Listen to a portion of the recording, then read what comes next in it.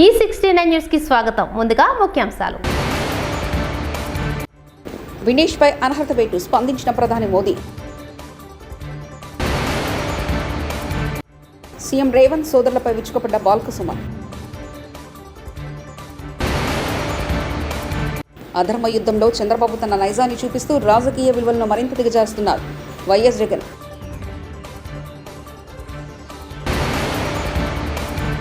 మిగిలిన పిల్లలు ఉన్నవారు కూడా స్థానిక సంస్థల ఎన్నికల్లో పోటీ చేయవచ్చు. ఏపీ కేబినెట్ కీలక నిర్ణయాలు.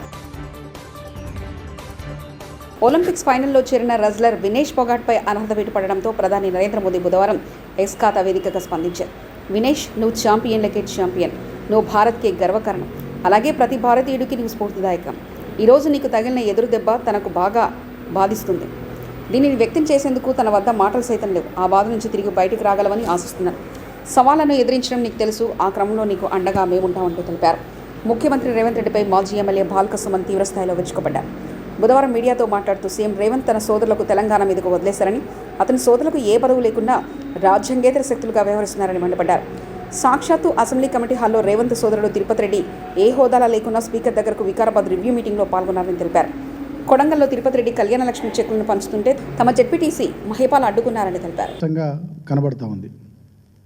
ముఖ్యంగా మీరు చూసినట్టయితే గతంలో మా ప్రభుత్వంపై అనేక రకాలుగా ఇష్టం వచ్చినట్టుగా కుటుంబము అని చెప్పి విమర్శలు చేసినటువంటి రేవంత్ రెడ్డి ఇవాళ మొత్తం ఆయన కుటుంబ సభ్యులను, ఆయన అన్నదమ్ములను అందరినీ కూడా తెలంగాణ రాష్ట్రం మీదకి వదిలేసిండిగా ఒక దుర్మార్గమైనటువంటి సంస్కృతికి తెరలేపిండు. మరి వీళ్ళ అన్నదమ్ములకు ఏమైనా పదవులు ఉన్నాయా, అధికారిక హోదాలు ఉన్నాయా, వీళ్ళేమైనా ప్రజాప్రతినిధులా అంటే అది కూడా ఏం కాదు.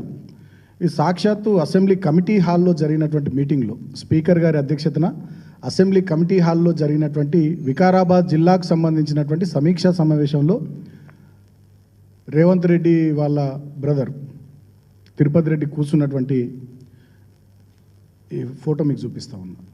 సాక్షాత్తు రాష్ట్ర అసెంబ్లీ కమిటీ హాల్లో స్పీకర్ గారి అధ్యక్షతన జరిగినటువంటి వికారాబాద్ జిల్లా సమీక్షా సమావేశానికి సంబంధించి ముఖ్యమంత్రి సోదరుడు ఆ మీటింగ్లో అధికారికంగా వేదిక మీద కూర్చున్నటువంటి ఫోటోను మీకు చూపిస్తూ ఉన్నా. అదేవిధంగా ఇదే ముఖ్యమంత్రి రేవంత్ రెడ్డి సోదరుడు తిరుపతి రెడ్డి గారు, ఆయనకు ఏ అధికారిక హోదా లేకున్నా కొడంగల్ నియోజకవర్గంలో కళ్యాణ లక్ష్మి చెక్కుల పంపిణీ కార్యక్రమంలో వేదిక మీద కూర్చొని ఆ రోజు మా జెడ్పీటీసీ, మా విద్యార్థి నాయకుడు సోదరుడు, తెలంగాణ ఉద్యమంలో పాల్గొన్నటువంటి బిడ్డ మైపాల్, ఆయన అక్కడ జెడ్పీటీసీ ఉంటే ఆయన చేతుల మీదకి వెళ్ళి కాకుండా ఈయన ఒక రాజ్యాంగేతర శక్తి మాదిరిగా ఏ హోదా లేకుండా కూడా అన్నయ్య వాళ్ళ బ్రదర్ యొక్క అధికారాన్ని అడ్డం పెట్టుకొని అక్కడ జెడ్పీటీసీలను, ఎంపీటీసీలను, ప్రజల చేత ఎన్నుకోబడ్డ ప్రజాప్రతినిధులను పక్కన పెట్టి ఆయననే కళ్యాణ లక్ష్మి చెక్కులను పంచినటువంటి విషయాన్ని కూడా మీకు ఈ ఫోటో ద్వారా చూపిస్తా ఉన్నా. తర్వాత ఇంకొక సోదరుడు కొండల్ రెడ్డి, ఈయన ఏకంగా ఒక బృందాన్ని తీసుకొని ఆస్ట్రేలియా పర్యటనకు పోయిండు. ఆస్ట్రేలియా పర్యటనలో ఈ కొండల్ రెడ్డి ప్రజాప్రతినిధిగా ఎన్నికైన వరంగల్ ఉమ్మడి జిల్లాకు సంబంధించిన ఎమ్మెల్యే నాయన్ రాజేందర్ రెడ్డి గారు, వరంగల్ వెస్ట్ నుంచి ఆయన ప్రాతినిధ్యం వహిస్తున్నారు. ఆయనను పక్క సీట్లో కూర్చుండబెట్టి ఈయన మధ్యలో సీట్లో కూర్చున్నాడు ఆస్ట్రేలియా పర్యటనలో. మరి ఈయనకి ఏ అధికారిక హోదా ఉంది?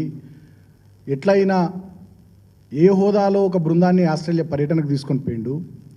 అక్కడ ఎన్నికైన ప్రజాప్రతినిధి పక్కకు పెట్టి ఈయన అక్కడ మేయర్ సీట్లో ఎట్లా కూర్చున్నాడు? ఇదొక ఫోటో ఇవాళ ఈ పత్రిక మీడియా మిత్రుల సమావేశం ద్వారా తెలంగాణ ప్రజలకు చూపిస్తా ఉన్నాం. ఇదే కొండల్ రెడ్డి రాజ్యాంగేతర శక్తి మాదిరిగా వందలాది కార్ల కాన్వాయ్తో అటు కామారెడ్డి వైపు పోయినా, ఇటు కొడంగల్ వైపు పోయినా, షాద్నగర్ వైపు పోయినా, హైదరాబాద్లో తిరిగిన, రంగారెడ్డి జిల్లాలో తిరిగిన వందలాది కార్ల కాన్వాయ్తో పోలీసు సెక్యూరిటీతో ఈయన 2+2 గన్మెన్ సెక్యూరిటీతో ఎక్కడికి పోతే అక్కడ ముందర ఆయా పోలీస్ స్టేషన్ల పరిధిలోని పోలీసులు ఎస్కాట్ వాహనాలని సమకూర్చడం, ఈయన ఒక ముఖ్యమంత్రి మాదిరిగా ఈయన వందలాది కార్ల కాన్వాయ్తో ఈయన తిరుగుతూ ఉన్నాడు కొండల్ రెడ్డి. తర్వాత ఈయన ఇంకొక సోదరుడు ముఖ్యమంత్రి రేవంత్ రెడ్డికి సంబంధించి, ఈయన పేరు జగదీశ్వర్ రెడ్డి. ఈ జగదీశ్వర్ రెడ్డి నిన్ననే మీరు చూసిర్రు, తెలంగాణ ప్రభుత్వము, తెలంగాణ సీఎం అఫీషియల్గా ట్వీట్ చేసింది. స్వచ్ఛ్ బయో అనేటటువంటి ఒక కంపెనీతోని 1000 కోట్ల ఇన్వెస్ట్మెంట్కి సంబంధించి 1000 కోట్ల పెట్టుబడులకు సంబంధించి ఒక ఒప్పందం చేసుకుంది అని చెప్పి నిన్ననే ముఖ్యమంత్రి గారి కార్యాలయం నుంచి అఫీషియల్గా ట్వీట్ వచ్చింది తెలంగాణ సీఎంఓ నుంచి. అదేవిధంగా ఫోటోలు కూడా వాళ్ళు రిలీజ్ చేశారు. ఈ కంపెనీలో ప్రధానమైనటువంటి భాగస్వామి ఎవరు, ఈ కంపెనీ ఎవరిదంటే ఇప్పుడు నేను ఈ ఫోటో చూపించిన చూడుర్రి, ముఖ్యమంత్రి రేవంత్ రెడ్డి సోదరుడు జగదీశ్వర్ రెడ్డిది ఈ company, one of the directors. అయితే ఈ కంపెనీ ఎప్పుడు పుట్టింది అంటే 15 రోజుల కిందట పుట్టినటువంటి కంపెనీ. 15 రోజుల కింద పుట్టినటువంటి కంపెనీ 1000 కోట్ల పెట్టుబడి తెలంగాణలో ఎట్లా పెడుతుంది అంటే ఇక్కడనే ఏదైనా ఒప్పందం చేసుకొని, ఇక్కడనే ఏదైనా అగ్రిమెంట్ చేసుకొని బయట పెడితే మీరు విలేకరులంతా మీడియా సమావేశంలో ముఖ్యమంత్రిని అడుగుతారని, ప్రభుత్వాన్ని అడుగుతారని చెప్పి అమెరికా వేదికగా ఇదేదో పెద్ద గొప్ప కంపెనీ అయినట్టు అమెరికా వేదికగా దీంతో ఒప్పందం చేసుకొని వీళ్ళు చేసినటువంటి ట్వీట్, ఇంకా సిగ్గుచేటైన ట్వీట్ ఏంటంటే దీంట్లో with a 1,000 crore investment, the project will create jobs for 500 people and supports Telangana sustainable growth. 15 రోజుల కిందట ఏర్పాటైనటువంటి కంపెనీ అట, తెలంగాణలో 1000 కోట్ల పెట్టుబడులు పెడుతుందట. దాని ద్వారా 500 మంది పిల్లలకు తెలంగాణలో ఉద్యోగాలు వస్తాయట. అదిగా తెలంగాణ యొక్క సస్టైనబుల్ గ్రోత్లో కీలకమైనటువంటి భాగస్వామి ఉంటుందట. ఇక ఇది ముఖ్యమంత్రి కార్యాలయం నుంచి నేను అధికారికంగా విడుదల చేసిన ఫోటో మరియు స్టేట్మెంట్. సో ఇప్పుడు ముగ్గురు అన్నదమ్ముల ఫోటోలు చూపించిన, ముగ్గురు అన్నదమ్ములకు సంబంధించినటువంటి వ్యవహార శైలి, వాళ్ళ విషయాలు కూడా చెప్పిన. ఈ అసలు విషయానికి వస్తే ఇక్కడ ఏం జరుగుతూ ఉంది రాష్ట్రంలో అంటే, రేవంత్ రెడ్డి వారి సోదరులు మొత్తం రాష్ట్రం మీద పడ్డారు. హైదరాబాద్ మీద, రంగారెడ్డి మీద, మహబూబ్ నగర్ మీద, మొత్తం రాష్ట్రం మీద పడి ప్రతి దాంట్లో వాళ్ళే, ప్రతిదీ వాళ్ళే. ప్రజాపాలన పేరిట ఇవాళ తెలంగాణలో అధికారంలోకి వచ్చినటువంటి కాంగ్రెస్ పార్టీ ఇందిరమ్మ రాజ్యము ఇవాళ రేవంత్ రాజ్యంగా మారిపోయింది. రేవంత్ కుటుంబ సామ్రాజ్యంగా ఇవాళ తెలంగాణను మలుచుకునేటటువంటి ఒక ప్రయత్నం జరుగుతూ ఉంది. దాంట్లో భాగమే ఏ పదవులు లేకున్నా, ఏ అధికారిక హోదాలు లేకున్నా అసెంబ్లీలో సాక్షాత్తు వాళ్ళు స్పీకర్ అధ్యక్షత. జనగామ జిల్లా జఫర్గఢ్ మండలం తమ్మడపల్లి జిల్లా గ్రామానికి చెందిన సిపిఎం పార్టీ సీనియర్ నాయకుడు కామ్రేడ్ జమాలుద్దీన్ 23వ వర్ధంతి సందర్భంగా గ్రామ కట్టి ఆధ్వర్యంలో వారి స్థూపం వద్ద ఎర్రజెండా ఎగరవేసి ఘనంగా నివాళులర్పించారు. అనంతరం సిపిఎం పార్టీ గ్రామ కార్యదర్శి గుండెబైన రాజు మాట్లాడుతూ కామ్రేడ్ జమాలుద్దీన్ కమ్యూనిస్టు పార్టీ బలోపేతం కోసం ఎంతో కృషి చేయడం జరిగిందని కొనియాడారు. తన ఆశయాలను కొనసాగిస్తామని పేర్కొన్నారు. ఈ కార్యక్రమంలో మాజీ సర్పంచ్ ఉప్పునూతల మల్లయ్య, జిల్లా కమిటీ సభ్యురాలు ఎండి శబానా, గ్రామ కమిటీ సభ్యులు వడ్లకొండ సుధాకర్, ముక్కెర గంగరాజు, చిలివేరు మల్లేష్, ఎండి శంషుద్దీన్, పార్టీ సభ్యులు ఎండి అంకుశావళి, రాపర్తి సోమయ్య, చొప్పరి కొమరయ్య, బెజ్జం వెంకటయ్య, రాపర్తి రజ్దా, ఎండి ఆకూబ్ తదితరులు పాల్గొన్నారు.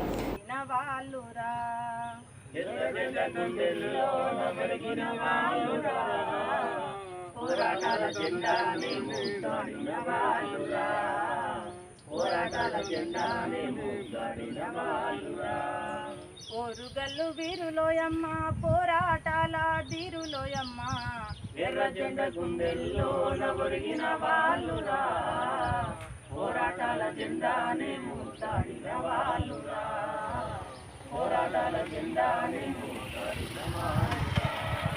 రక్తం తోటి చక్రం తిప్పి జనపనారా మిల్లులు నడిపి, జనపనారా మిల్లులు నడిపి, జనపనారా మిల్లులు నడిపి, జీవితాలతో ఆటలు ఆడే యజమానులను ఎదురొడ్డిన వాళ్ళు, ఎర్ర జెండ గుండెల్లో నవరిన వాళ్ళురా, పోరాటాల జెండానే మూతాడిన వాళ్ళురా, పోరాటాల జెండానే మూతాడిన వాళ్ళురా. చేతిలో కంచం చంకల బిడ్డ ఊరువాడతో కదిలిన వాళ్ళు, ఊరువాడతో కదిలిన వాళ్ళు, ఊరువాడతో కదిలిన వాళ్ళు, చంకల బిడ్డ ఊరువాడతో కదిలిన వాళ్ళు, ఊరువాడతో కదిలిన వాళ్ళు, ఊరువాడతో కదిలిన వాళ్ళు.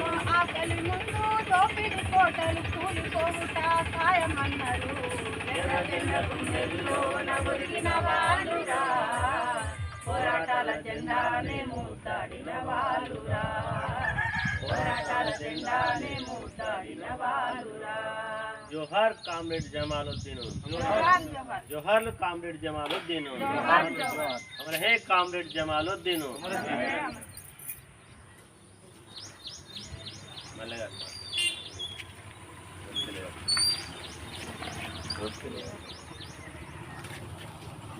ఉండే పోయింది. ఏమనంటే ఆయన మొట్ట ఈడిన అక్షరం ముఖరాల్సిన మనిషి ఎర్ర జెండా కోసం కార్మిక వర్గం కోసం సుశాసన వరకు పార్టీని నమ్ముకొని పని చేసుకుంటూ వచ్చిన వ్యక్తి కాబట్టి ఆయన ఏ ఆశయాన్ని కోరుకున్న ఆశ పూర్తి కాకముందే మధ్యాహ్నం వెళ్ళిపోవచ్చు వచ్చింది. ఆయన మిగిల్చిన ఆశయాన్ని మన అందరం భుజాలను చేసుకొని ఎందుకంటే మనం కూడా ప్రజలకు అంకితమై దాన్ని పూర్తి చేసే వరకు మన సాధన వరకు పోరాట శబ్దం చేస్తూ ఈ వర్ధంతికి మన అందరం సహాయం అర్పిస్తున్నాం. ఎడతెరిపి లేకుండా భారీగా కురిసిన వర్షానికి రాజీవ్ నగర్ పుట్టతోగు గ్రామాలకు ఆనుకుని ఉన్న పెద్ద చెరువు అలుగుపడింది. కలంగి పడడం వలన వెంకటాపురం పుట్టతోగు గ్రామాలకు రాకపోకలు నిలిచిపోయాయి.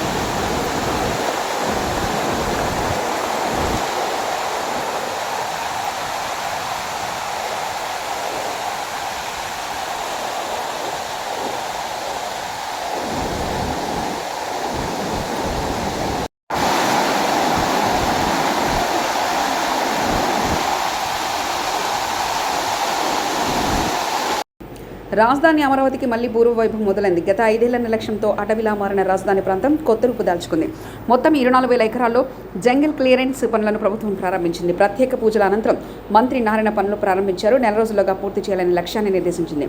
జంగిల్ క్లియరెన్స్లో భాగంగా ముళ్ల చెట్లు పొదల తొలగింపు చేపట్టారు. మొత్తం 36 కోట్లతో ఈ పనులు చేపట్టనున్నారు. 2014-19లో ఇక్కడ రైతులు కేవలం 58 రోజుల్లో 34,000 ఎకరాలని మా ముఖ్యమంత్రి నారా చంద్రబాబు నాయుడు గారి మీద నమ్మకంతో ఇది ఒక మంచి రాజధాని అవుతుందని ఆ రోజు ఇవ్వటం జరిగింది. అయితే దానికి తగ్గట్టుగానే ఇక్కడ డిజైన్లు అన్నీ చేయటం, ఒక 41,000 కోట్ల రూపాయలకి టెండర్లు పిలిచి వర్క్స్ టేకప్ చేసాం. అయితే 2019లో ప్రభుత్వం పోవటం వల్ల గత 5 సంవత్సరాల్లో వైసీపీ ప్రభుత్వం 3 ముక్కలాట ఆడింది. విశాఖపట్నం అని, ఇక్కడ అమరావతి అని, కర్నూలు అని రకరకాలుగా ఆడి రైతుల్ని అనేకమైన ఇబ్బందులకు గురి చేసింది. అయినప్పటికీ రైతులు మనోస్థైర్యంతో ఉన్నారు. నిజంగా వాళ్ళందరినీ నేను అభినందిస్తున్నాను. అందుకని ఈ ప్రభుత్వం ఇప్పుడు రాగానే ఇమీడియట్గా దీన్ని టేకప్ చేయమని ముఖ్యమంత్రి గారు చెప్పటం.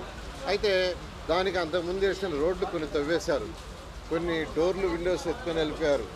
ఇలా అసలు ఇక్కడ కంప్లీట్గా దీన్ని ఒక అడవి చేశారు. 34 ఎకరాలు రైతుల దగ్గర తీసుకున్నాం. గ్రామ కంటాలు కావచ్చు, లేదా ప్రభుత్వ భవనాలు కావచ్చు, అన్నీ తీసుకుంటే ఇది 58,000 ఎకరాలు. ఈ 58,000 ఎకరాల్లో సుమారుగా 24 ఎకరాలు దాదాపు దట్టమైన అడవిలాగా తయారైపోయింది. మొన్న సీఎం గారు విజిట్లో యాక్చువల్గా బిల్డింగ్స్ చూస్తుంటే అర్హులై ఉండి రుణమాఫీ కానీ రైతులు ఫిర్యాదు చేయాలని ఫోన్ నెంబర్ ఇస్తే వేలాది ఫోన్ కాల్స్, వాట్సాప్ మెసేజ్లు వస్తున్నాయని మాజీ ఎమ్మెల్యే పెద్ది సుదర్శన్ రెడ్డి అన్నారు. బుధవారం మీడియాతో మాట్లాడుతూ దాదాపు 3,500 ఫోన్ కాల్స్ వచ్చాయని, 40,000కు పైగా వాట్సాప్ మెసేజ్ ద్వారా రైతులు ఫిర్యాదు చేశారని తెలిపారు. ఆధార్ కార్డులో చిన్న తప్పులు ఉన్నాయని, రైతు రుణమాఫీ కావడం లేదని ఫిర్యాదులు అందాయన్నారు. కొందరికి వీసా ఉందని రైతు రుణమాఫీ తిరస్కరిస్తున్నారని తెలిపారు. కొన్ని తండాల్లో భూ రికార్డులు సరిగ్గా లేవని, రుణమాఫీ చేయడం లేదన్నారు. కేవలం దేముల మీద ఓట్లు వేశారని, రేవంత్ రెడ్డి తూతూ మంత్రంగా రుణమాఫీ చేస్తున్నారని విమర్శలు గుప్పించారు. ఈ ప్రభుత్వం యొక్క ఉద్దేశమే వదిలించుకోవాలని హామీ ఇచ్చినాం కదా. బీఆర్ఎస్ గొంతెత్తి డిమాండ్ చేసింది రుణమాఫీ వెంటనే చేయాలి, 100 రోజులు అయిపోతుంది అని చెప్పి బీఆర్ఎస్ గొంతుకు భయపడి రేవంత్ రెడ్డి గారు దేవుళ్ళ మీద ఒట్టుపెట్టి తప్పించుక తిరగలేని తప్పని పరిస్థితుల్లో మాత్రమే ఈ రుణమాఫీకి నిర్ణయం ముందుకు వచ్చిన విషయం అర్థమవుతా ఉన్నది. రేషన్ కార్డు ప్రామాణికం కాదన్నారు ముఖ్యమంత్రి రేవంత్ రెడ్డి అన్నాడు, వ్యవసాయ శాఖ మంత్రి గారు అన్నారు. కానీ వాళ్ళు ఏమైంది, గ్రామ స్థాయిలో పరిశీలన చేస్తే రేషన్ కార్డు ప్రామాణికంగా రేషన్ కార్డు ఉన్నటువంటి కుటుంబంలో ఒక్కరికి మాత్రమే రుణమాఫీ వర్తిస్తున్నట్టు ఇవాళ రైతులు దాదాపుగా గ్రామాలు, తండాలు, హామ్లెట్స్ నుంచి ఒకసారి పరిశీలన చేస్తే ఇవాళ 4,500 పైచిలకు గ్రామాల నుంచి ఫిర్యాదులు ఇప్పటికే వచ్చినాయి. ఇంకా ఫిర్యాదుల సెంటర్ కొనసాగుతున్నది. క్షేత్రస్థాయి పరిశీలన బీఆర్ఎస్ పార్టీ ఏ స్థాయిలో చేస్తుందో ఈ రుణమాఫీ ముమ్మాటికి. వినేష్పై అనర్హత వేటు స్పందించిన ప్రధాని మోదీ. సీఎం రేవంత్ సోదరులపై విరుచుకుపడ్డ బాల్క సుమన్. అధర్మ యుద్ధంలో చంద్రబాబు తన నైజాన్ని చూపిస్తూ రాజకీయ విలువలను మరింత దిగజారుస్తున్నారు వైఎస్ జగన్.